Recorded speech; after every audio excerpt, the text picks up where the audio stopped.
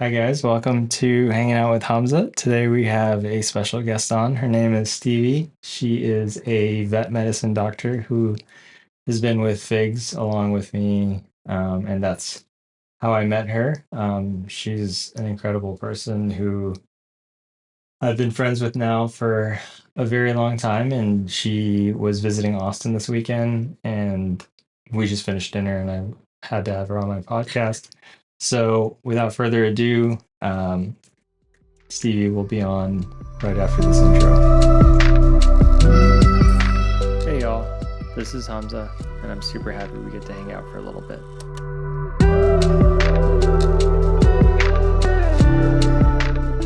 Hey guys, welcome to Hanging Out with Hamza. Again, here's Dr. Stevie. She is a vet medicine doctor who's currently doing travel vet meds, and she is loving it so far based on our conversation previously. And I really wanted to have her on here because she is just a beautiful human being who has been a really great friend for a long time, and I've just really appreciated her in my life, and I wanted to have her on here to share her wisdom and knowledge with y'all. And yeah, she's here just for the weekend, doing her travel vet medicine work, and she will dive deeper into that. So without further ado, here is Stevie. Well, thank you for having me. And the feeling is very mutual. I've loved getting to know you and have you in my life for the past few years, and you've always been very special to me. So it was a no-brainer. You asked me to come do this, and we had dinner, so it was a great night. We went to Peacock, if in case you're ever wondering, and you're in Austin.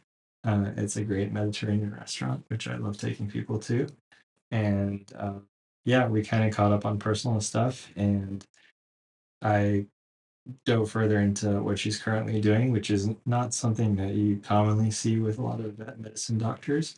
And I think it's a really cool, unique aspect of vet medicine that I think people should know more about. And yeah, I guess I'll start off with asking you about that. How did you kind of get into this, and like how have you liked it so far? Yeah, so I am an emergency travel veterinarian, and I've been doing this now going into my third year.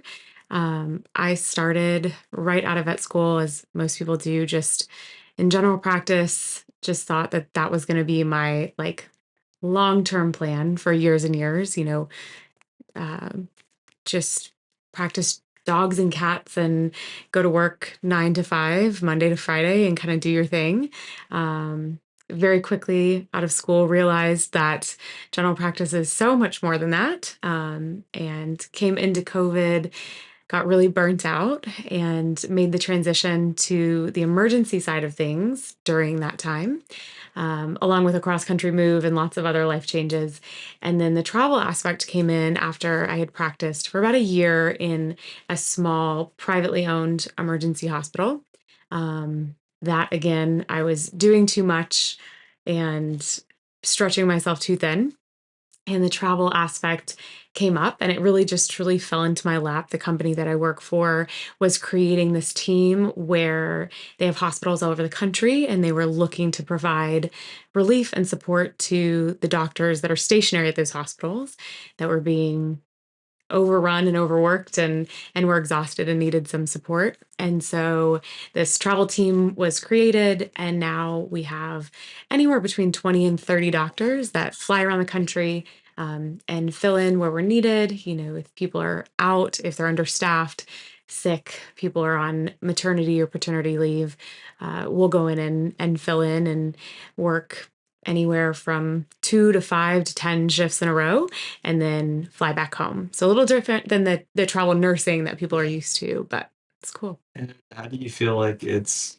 helped with your kind of love for vet medicine? Do you feel like it's added a new kind of sense of enjoyment to it, or is it a whole different kind of feel for you? Yeah, I think so. I think emergency in general, you're constantly seeing new things and exciting things, and you're figuring out those puzzle pieces and really getting a something different and unique every single day. I saw multiple things just this week that I've never seen before, which is always really fun and kind of ignites that passion of like why we got into this in the first place. And then the travel just keeps it fresh. Like I'm never in one place long enough to get tired of what I'm doing or bogged down with just the interpersonal drama. And, I get to like fly in and, it's fun and exciting. And then I leave. It's like being an uncle with nephews and nieces. Exactly. To give it back. Yes, exactly. And everyone's happy to see you and you're like smiling and it's like Dr. Stevie's here. And then I leave and then It's awesome. yeah, it's And great. you were telling me recently that you're going to be doing this overseas too, which I didn't realize with travel vet medicine because I did a little bit of the temp dentist thing, and I think most of healthcare it's done locally because Mm. of licensing and everything. So you're going to be able to do that overseas too. So can you further dive into that? Or Yeah. So right now, what I'm doing internationally is um, basically spreading the word just about emergency medicine and specifically the company that I work for in general, where I'm going on to university campuses, lecturing, teaching upcoming vet students about just what ER looks like, because we don't have a lot of exposure to it in school necessarily. It's not one of those services that everybody has to take, even like you don't have to go through an emergency rotation at a lot of schools. And so just giving them exposure, hands on learning opportunities, and then inviting them to do externships, internships, those kinds of things. So, and then with I guess vet medicine, I wanted to kind of ask like the more uh, personal questions, which we talked about at dinner. Obviously, there is a crisis in vet medicine going on right now. So mm, outside of the beautiful things you're doing and the fun you're yeah. having with that, I know you did have a pretty stressful experience with it in the last couple of years Mhm. before all of this, and that kind of probably drove you to what you're doing now. So I wanted to see if you could elaborate on that and kind of tell the listeners what you told me about, the current rate of graduation vet students versus, the job demand and everything right now. Yeah. So it's the vet community in general um, has been going through a crisis, is going through a crisis, is set to become critical in the next 5 years, which, if you ask anybody in the field, it feels very critical where we're at already. Basically, especially COVID exacerbated everything, I think, as it did many things. Um, but we are losing more doctors, nurses, technicians in the fields every single year than we're gaining. And obviously, speaking from the doctor experience, um, there are still, I believe there's still only 30 vet schools in the US. Each one ranges with class size between usually about 85 to 120. I think there's one or two that's more students than that, graduating one class every year. And as I think we're all familiar with, obviously the pet ownership and the pet care in general has really escalated in the past 3 to 5 years, where people are, we always like joke, oh, people are not having kids anymore. Their pets are their kids, and then the plants are the pets. But it really is true. Like pet ownership has boomed. And not only that, but now pet owners want to take care of their pets like they are family members. Whereas when I was growing up, we had outside dogs and they went to the vet maybe if they got sick, maybe not. And now that's just the expectation is that people not only want to provide ongoing vet care, but also like hire vet care specialists and emergency care and things that weren't always a factor in the past. And since we're losing so many in the profession and then not refilling and sustaining those numbers, and with the boom in pet ownership and quality of pet care, um, we're just at a very critical level of not being able to sustain the pet ownership in the US, and really it's become a worldwide issue. Like I was telling you, I get these like random emails from other countries that are like, please, New Zealand like emailing us like constantly, please come work for 6 months, a year, like take a contract and help us. And And the thing you're saying with the schools, I did mention like it's kind of the same amount of students you're taking in for students in dental school, like it's 80 to 100, right? Mhm. So in that kind of statistic, it's basically stating that it's harder to get into vet school than it is in dental school or med school. And then on top of that, once you get in there, you're getting the same debt and you're dealing with the same issues, and then you're graduating with the, you know, with the amount of stress and debt that we do, except you're getting, less respect, you're dealing with more issues and more stress overall. Mhm. So it is definitely a concern to think like, what is making people want to go to vet school? Like how Yeah. is it do you feel like it's affecting people right now wanting to apply for vet school, knowing all this Oh, stuff? yeah. Yeah. It definitely is, especially the debt that people are taking on and then not being able to come out Yeah. and pay that off is a huge portion of it. I think, like I said earlier at dinner, I think the last time I looked, which was within the last year, I believe the national average starting salary for a vet is still around 80 to 85,000. When I graduated 5 years ago, um, the starting national average salary was 65 to 70,000, Wow. but we're graduating with the same amount of debt as a medical student who is then going on to earn quadruple their Yeah. salary, if not more. Yeah. Um, and so it's definitely a deterrent for people. I think the other thing that's a huge deterrent is, unfortunately, the veterinary community has an extremely high rate of suicide.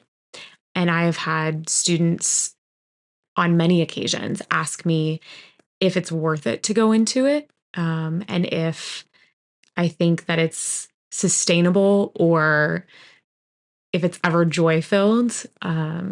And it's a very real thing that I have to be honest with students that we lose colleagues constantly Yeah. to suicide, and it's devastating.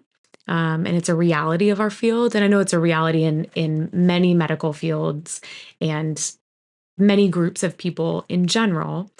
But when those numbers are vast, it's scary, and I think it's scaring people off.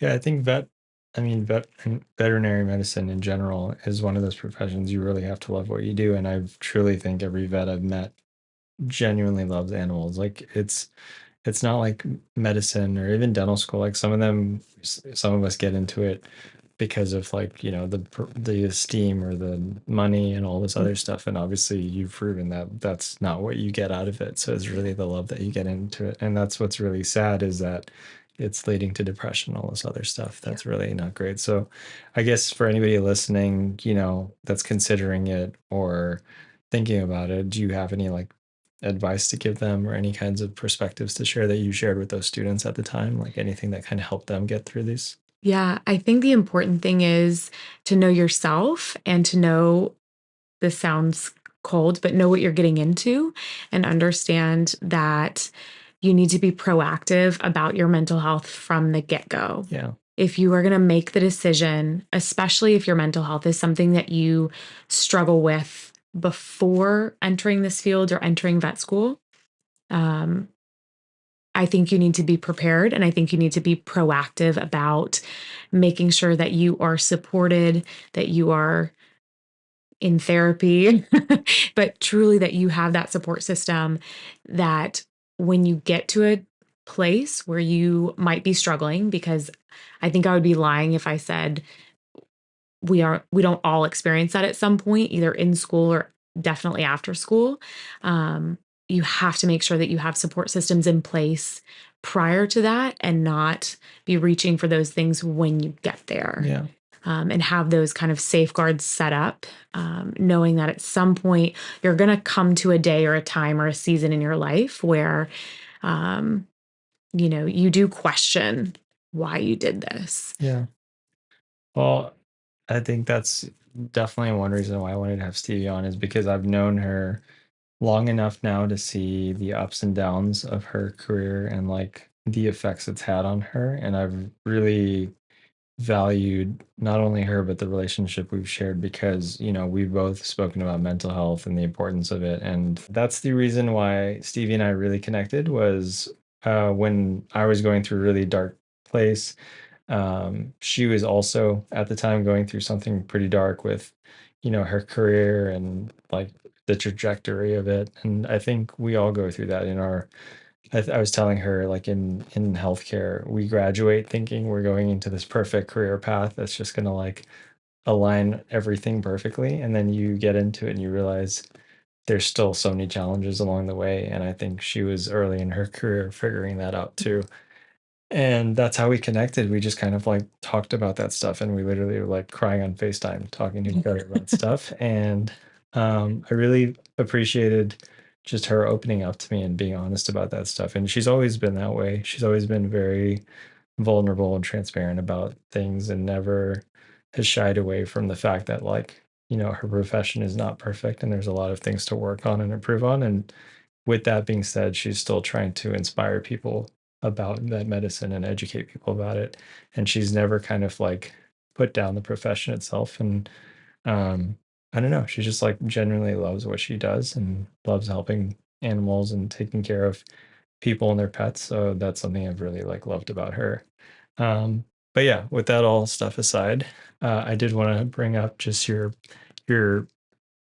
layered background with the traveling, because obviously you obviously chose this profession to travel this way because you do love that aspect of it, and you come from a very interesting background. Obviously your significant other is from South Africa, which I connected with because a lot of my family is from South Africa. So if you don't mind talking more about him and Yes, your guys' my better half. relationship. Yes. Now he's gonna have to watch it. Yeah. He has to listen to this. Yeah, so Brendan or Bren is definitely my better half. Like when people say, "Oh my God, you're so nice," I'm like, I'm not, but if you met my husband, like you would love him. If you like me, you would love him. I have to agree with that. Yeah. I love him very much. And Yeah. He's great. He is South African. yeah, Born and raised, and he came over to the States to play rugby in college. He saw me on campus and thought it was the greatest thing ever. obviously. Obviously, no, but sort of. And then, yeah, we started dating. Like I told Hamza at dinner tonight, he was my and is my first and only boyfriend, which is horrifying to like 16-year-old Stevie. But we've been together now for, oh my gosh, like I think we've been together for 13 years and we've been married for 8. Um, That's so I always tell people, I mean, because clearly I'm still only 25, so I was obviously.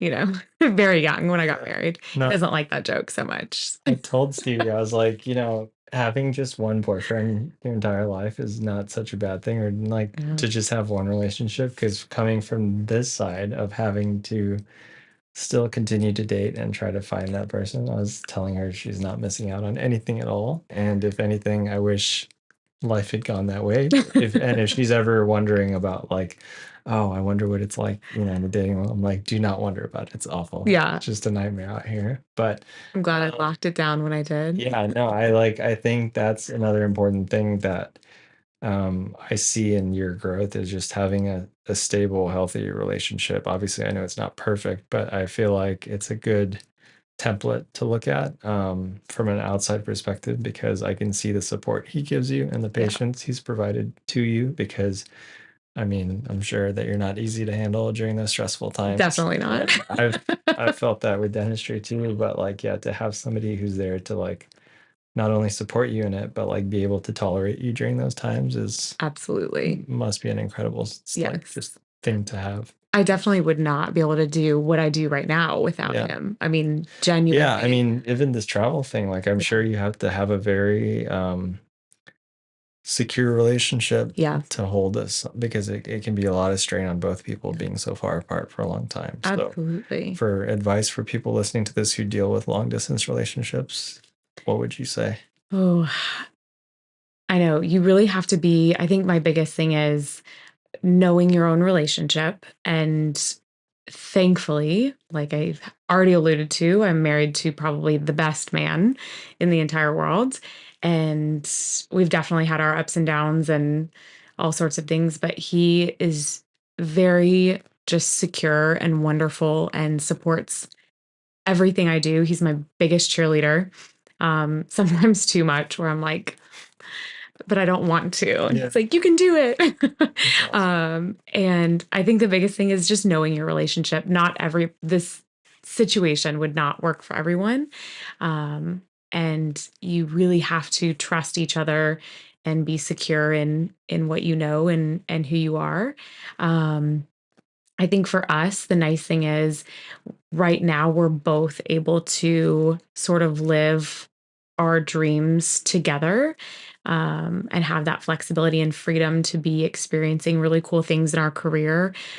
So, for those of you that don't know Bren, he is a double board certified physical therapist in sports and orthopedic medicine, which is really badass. And he does not brag on himself enough. And he's a clinical professor now. And so he is able to teach and work with the sports teams and do all sorts of things on the university level, and take care of our two wonderful fur children, while I get to go off and do the travel thing. And I, again, would not be able to do it without him. Um, but it's not for everyone. And I think you really have to know yourself and know your relationship before embarking on that. And lots of communication, lots of texts and calls and FaceTimes. And um, you just have to have somebody that wants to see you succeed in every aspect of life. And I think, regardless of if it's travel or not, like you should not settle for someone that doesn't want you to have everything in life and have the best of the whole world. I mean, I don't want to make this a relationship podcast, but I do want to, like, I think just from like interacting with y'all and being able to like talk to both of you guys from either end, like, I do think it's a beautiful relationship. And I did want to ask, like, when you guys have, or if you have faced any challenges, what do you feel like has been the biggest challenge of your relationship together? Because from my perspective, it looks great. But not only what was that challenge, but how did you guys get over that big challenge? And did it help bring you guys closer together? Or was there something that kind of, I guess, strengthened this bond between you guys? Because I'm sure it had to be something rocky, especially with the profession you're in. I think definitely hands down, our communication styles are very different. Okay. And that's something that we still deal with. Like I don't think it'll be ever anything that's fully resolved, um, because we're humans and you're always going to have little things. For Bren, he is a talker and a communicator, which, if you know us, does not seem like that he would be the one that wants to talk everything out.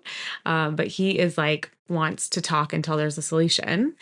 Versus for me, I need time. If something is brought to me, like I want to ruminate, process it, and not just rehash it over and over.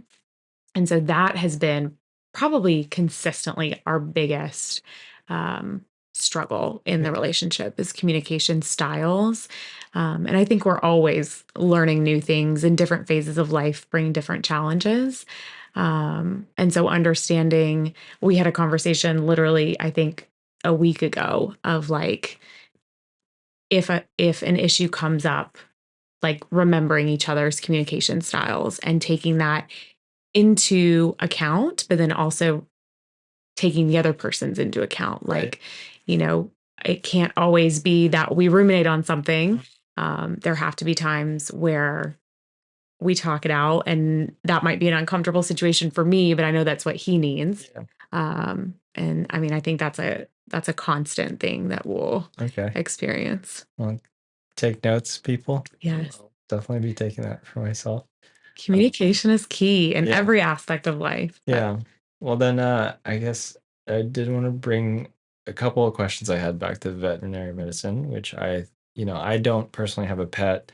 I've always wanted a dog, but I feel like with your profession being a very specific thing that not everybody gets to meet a vet in their life, I do think it's such an important profession to know about and to understand the amount of work and effort that goes into it, to have a higher respect for the profession because of that. So is there anything that you feel like you wanted to address in terms of, like, I think we talked about this together. So one thing Stevie and I mentioned was, between dentists and vets, I think there's a little bit of like a overlook in respect with patients sometimes like, they'll show up late or they'll talk down to the dentist or they'll question our diagnoses, which is funny because, like we think about how a lot of times these same patients will go to a heart surgeon and the heart surgeon will be like, yeah, you need this. And it's like going to be $20,000 or something. Mhm. And like, they won't question it. But like in our case, it's like, I, this little lack of like trust with that. And I was curious, like, is there anything else that you come across that you wish the outside world could know more about? And the amount of, I guess, if there's like any overlooked myths or anything like that with veterinary medicine. Yeah, I think the biggest one that comes to mind is that vets are in it for the money somehow. Yeah.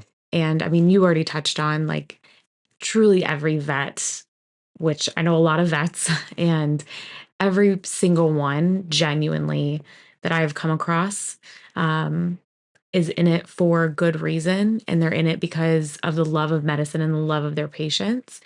And I think understanding that while medicine is expensive, and that's across the board, human or pet, we're not doing this because we think we're going to get rich. We're not trying to run tests because it's going to put that money in our pocket. We're genuinely doing what we believe is best for your pet. And every time I recommend something, it's because I would do it in my own.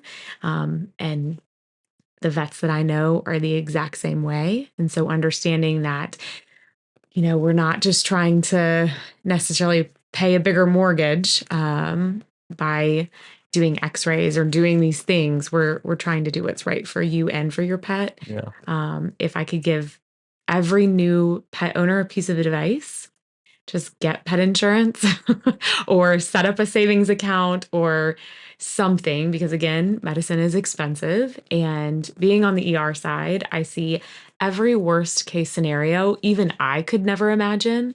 There's still new fears unlocked every single day of my own pets when I see things come in that I could not fathom happening. And so just be prepared, whatever that looks like. Know going into it that at some point something's going to happen, and to be prepared for that. Okay. The pet insurance thing is definitely good advice. I think that's something that I'm sure some pet owners think is a scam, but then when you Yeah. think about the commonality of Mhm. these, random emergencies or things you don't expect, it adds up over time. Yeah. Is there anything else that you feel like you come across a lot as a vet that you wish the community knew more about, especially pet owners, like things that they overlook in terms of their dogs or cats or anything, just to educate the public? I think I'm sure there's a whole category of I stuff that know. doesn't I'm really like, should. which one Sorry should to I put you on pick? the thing, but yeah. I think just because I had this conversation actually with a friend last night, um, preventative healthcare is going to lengthen your pet's life. It's going to keep them healthier and prevent a lot of disease. And by that, what I mean is your yearly checkups, your yearly blood works, dental cleanings. Oh my God, get your dogs and cats' teeth cleaned. Obviously, I'm speaking to a dentist, so the longevity associated with a clean mouth, and Yeah, it goes for dogs and cats as well. definitely. And if you can keep their teeth clean, you can prevent heart disease, you can prevent arthritis, liver disease, kidney disease. Like there's so many things that if people, um, it all starts with preventative disease Yeah. or preventative healthcare, Yeah. and you can prevent a lot of things from happening. Okay. It's good to know. All right. So another thing we talked about was Stevie's love for reading. I think since this podcast is obviously about passions, veterinary medicine is one of her biggest passions, but I think we've harped on that quite a bit. But the great thing about a lot of doctors is there's a lot of layers to them and things that they do outside of medicine that they really love. And we were talking about the things that we love doing. So, for instance, like I'm really into movies and music, and like I love watching movies. And Stevie, on the other hand, has told me she's not really a fan of just like sitting down and like watching movies, which is hard for me to understand. But her way of kind of escaping reality and kind of connecting, um, like, to her love is reading. And she loves reading so much that she's going to be writing her own books and she wants to write children's books, which I think is fascinating because I can totally see Stevie doing that, but I definitely was surprised to hear it. So, if you'd like to talk further about that, Yeah. I'd love to hear it. I've always loved reading. Like that has always been since I was a kid, my Any favorite genre pastime. or just everything? I mean, I think as any like good millennial, like Harry Potter was probably one of my biggest loves and got very into like the Twilight and Okay. kind of fantasy. Now I don't discriminate. I'll read anything. I love, like we were talking about, a good memoir. I love a good life story. But then I love just like great smut.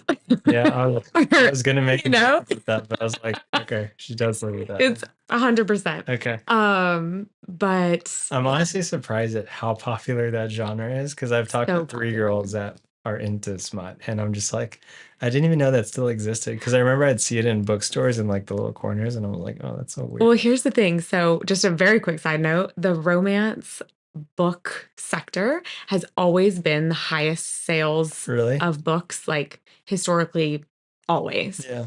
Um, but, It it's was a like taboo it's a subject. taboo subject. Okay. It's a woman's interest Yeah. that women don't have interest. No, I'm just kidding. Yeah. And That's so so interesting. I think it's one of those things that's becoming more normalized to talk about is like the same as like girl dinner. We're just shedding light on things that like women have always enjoyed and always What's girl dinner? loved. You don't know what a girl dinner is? No, am I missing out on something? You're missing out big time. So girl dinner is basically how the majority of girls, women, This have is a sex positive podcast, so we very, okay. but we're reclaiming the term girl. Okay. And basically it's the way that girls will eat random crap for dinner where it's like deconstructed charcuterie kind of. So think like a pickle, 5 chips, maybe a couple like bagel bites, like we just kind of graze. Like Okay. if a girl is left to her own devices, she's not gonna have a meal. Like she's gonna have girl dinner. Gotcha. So for instance, before I got married, my girl dinner was a bowl of popcorn and coffee or wine. And that's what I sustained on through all of vet school until I Okay. got married. Oh, So okay. This is interesting. yes. Anyways, I digress. Okay. I'm Um, sure a lot of guys just learned something new on this podcast. So good. I'm glad. Yeah. And now you'll understand why when you ask us like what you want for dinner, like Yeah. to us, I'm like, I want pepperoni, a cheese stick, Yeah. and like 3 Cheez-Its. So Like, this is not only a thing when you're pregnant, it's like no, throughout. no, When you're yeah, pregnant, it's just hyperactive. exactly. Okay. Yes. It's just an exaggerated form of Gotcha. what we already eat. Okay. So that's girl dinner. You should Okay. try it. It's Cool. delicious. I will try it. Um, what were we talking We're about? talking about smut. We were talking about smut. Okay. So yes, love that, love fantasy, love anything. We're gonna go from smut to children's books. Yes, That'll be a good exactly. Good transition. segue. Perfect. And so I've always loved writing as well. It's always been sort of a creative outlet. Yeah. I got out of it definitely through vet school. And then during, I think the pandemic is when I sort of reignited my love of reading and just that sort of section of my brain that had gone unused for several years. And so now, after reigniting that love, I decided to start writing my own children's books based on, we have 4 wonderful nieces and their adventures with our dogs, because they're the greatest dogs on the planet. And their little adventures and their mishaps. And so that's kind So of are what you gonna they're up have to. Draco in there and everything? Draco's going to be a star. That's awesome. Yeah, You it's don't going want to be people to great. get confused with Harry Potter though. That's true. There's only like one Draco. There's only one Draco. But now you're They gonna look very replace. different. So Yeah. I don't think there will be Okay. confusion. That's Mhm. good to know. So have you started a couple of books? How many have you started Yes. so far? I think I have 3 basically written. Are they like More rhyming ideas. books or how's the Sort of. the Yeah. Yeah. how There's like a cadence to okay, them of okay. sort of fun little rhymes and wordplay and Cool. And then do you have like art on it or no art yet. So Okay. that's going to be sort of the next step is like Gotcha. editing and artwork. I am not super artistic, Yeah. so I'm going to find someone that would like Brett's not to artistic. participate. Not in that kind of art. Okay. Yeah, yeah, yeah. That would have been a He's cute little, creative, yeah, but that yeah. would have been a cute little I couple there. know. But Get on it, Bren. Start yeah. taking some All right, when drawing. you guys do the smut section, that's Yeah. when we can start working together on that. Perfect. Yes. But yeah, that's really cool. I think that's like a very interesting way to like kind of carry your passions into something, because that's always something I thought about. Like if I ever did another profession, I always thought I'd love to be a cinematographer or something. And like Yeah. it's not as easy, obviously. You have to like kind of go through the whole thing. But yeah, I think like that's the beauty of Instagram to me, is you can carry a lot of your creativity to that realm. Mhm. So that's how I've kind of presented it. But yeah, if you're somebody who loves reading, there's not a lot of mediums to transfer it over to, but that is one like pretty interesting way to do it. And yeah, I'm excited to see how these books come out. It'll Me be too. pretty cool. Do you think you'd do anything like related to like vet medicine or anything for kids? I feel like I that'd be think kind of cool. so. Just like Absolutely. Yeah. educate the kids on how to get into it and whatnot. Yes, definitely. Spark the next generation. Yeah. Maybe also warn them how stressful it is. I Yeah. don't know if that'd be good to warn kids at that age. I don't know. Someone should have probably warned me. Yeah. So the one thing my listeners are always asking is also about figs. And, like since I have had a lot of friends on here that have been ambassadors, they are always curious about how you got involved with figs and how your relationship has been, and like, just what you've gotten out of that relationship. And, I've talked about mine quite a bit, like just through social media, but I guess I never did ask you about that. So that'd be an Yeah. interesting thing to hear about. It was so long ago. For a second, I had to think Yeah. about like She's how an did that OG guy. She's happen? been with figs for a while. It's been years. Yeah. Yeah, it was shortly after I got out of school and I had just been wearing like the school branded, I won't say the brand, Yeah. scrubs, and they were not cute. They were just big, boxy, scratchy. And when I graduated, I wanted to up my scrub game, and I had heard about these figs and they looked cool and the ads looked great. And a couple people told me the hype was worth it. And so I ordered a couple of pairs and I instantly fell in love with them. And at that time, I was just sort of venturing into the social media sphere and posting photos mostly of like cute puppies that I would see at work. And I always wore my figs. Like it just very quickly became an obsession. Yeah. And I would just tag them in my Instagram photos. And eventually, again, it was sort of at the beginning of sort of the ambassador train. And so they had reached out when they were going to do their first Wild Aid campaign, which is an organization that does conservation worldwide. It's an amazing organization that they partner with a lot. And they reached out and they said, we would love to do this veterinary specific collaboration. Can we send you, I think it was like compression socks. And can we send you some compression socks, post a photo and tag us? And that's what I did. And Was very this during shortly, COVID? Sorry to interrupt. no, it was Before COVID. 2018, I Okay. think. It was a while. Yeah, it's been a long time. Okay. And Because I remember the Wild Aid they did during COVID. So I didn't, yeah, yeah, they did a lot. yeah. I think it was the first Wild Aid campaign that they did, Okay. if I'm not mistaken. I might be wrong, but so it was before COVID. We did that, and then shortly after, I had a call with Allison. Shout out Allison, and she asked if I wanted to join the Figs family. And I said, hell yeah. And then I've been with them ever since. I just adore what they do for the healthcare professions and veterinarians. And their team is always open and willing to hear feedback and try and understand what veterinarians go through and how to best support us. And Yeah. they've done so much. I mean, they've brought you to me. They've brought so many people. Unfortunately. Yeah, Felt like it. fortunately. Yeah, no, I mean, I think when I first met Stevie, I don't know how. Do you remember when we first met? I don't even recall. No, It was probably like just some random, like stupid DM I sent about a joke or something. But I probably just so. feel like it was like an instant connection. Mm. I didn't feel like there was any airs of like fakeness or anything. It was just like a genuine friendship. And then I also just felt like I could literally ask her or talk about anything and not feel like, I don't know, like judged or anything. Like even like the dumb, like, animal questions I always have for her. And like I told her when I get a dog, she's going to be like just completely her phone's gonna be blowing up with dumb questions from me. But I've just never felt like I'm ever an inconvenience for Stevie. She's always felt so welcoming.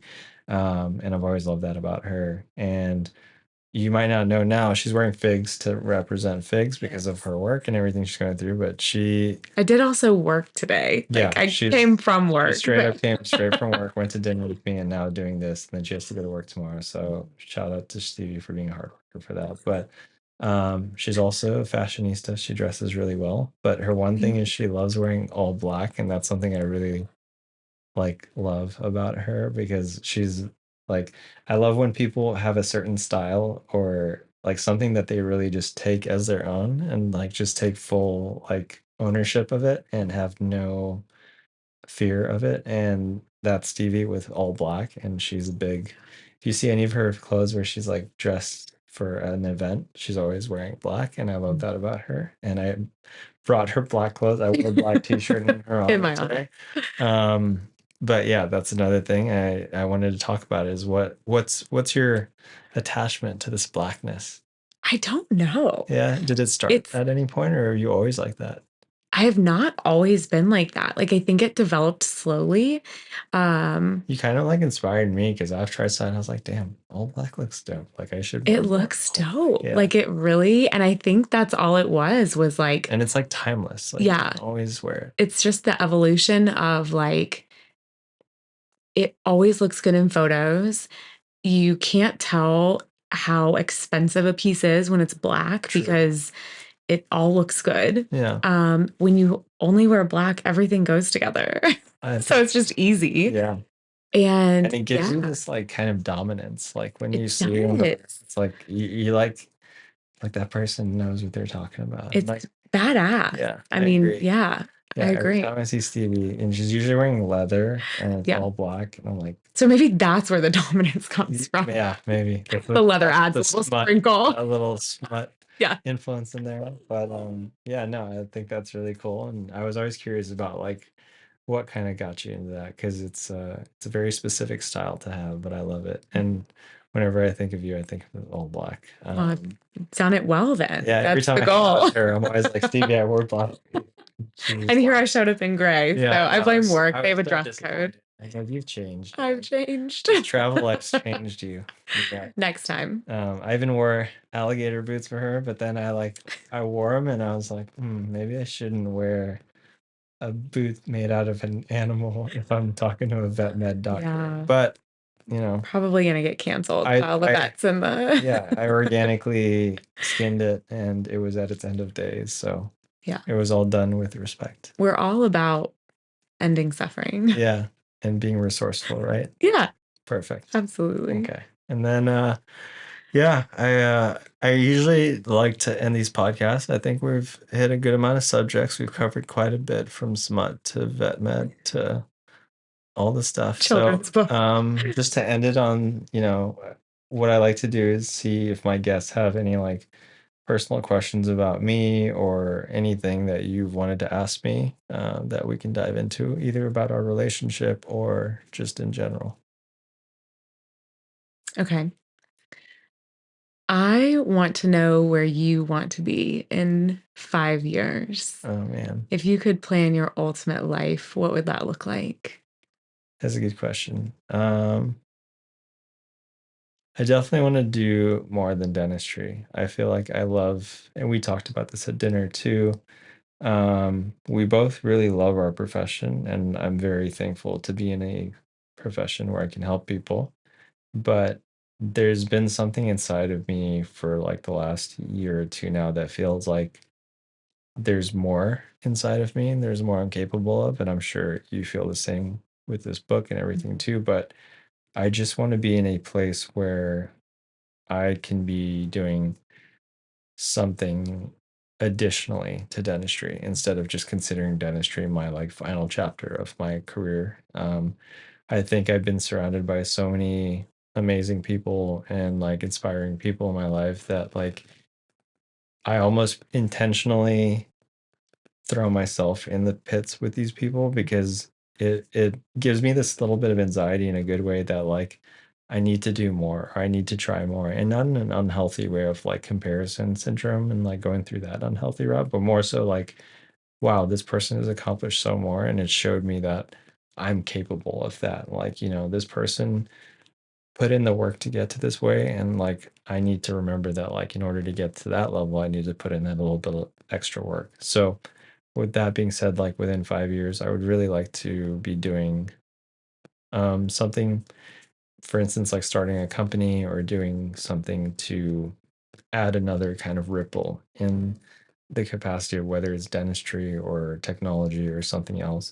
And this podcast was like kind of like a little testing thing for me. It's kind of one of those things. It's like I've always wanted to do this. I've always wanted to try this. And then I did it and I'm like, oh, okay, well, like I could do this. And I like was able to like create something like this. So the next thing I want to try, it's just like you just have to realize it takes like a couple of steps and it takes a little bit of effort and it takes like amazing friends like Zai to like help and do this kind of stuff. But everything's possible, especially like we live in a country like America where you can do literally anything. So sorry, that's like a long-winded answer, but No, I yeah, love I it. think it's It's like it's awesome. really cool that like I get to hang out with people like you that have accomplished so much, like whether it's digitally so through social media, but also just with what you're doing with vet medicine and the people that you inspire along the way, um, including people like me. You've inspired me in like a lot of ways just to like, you know,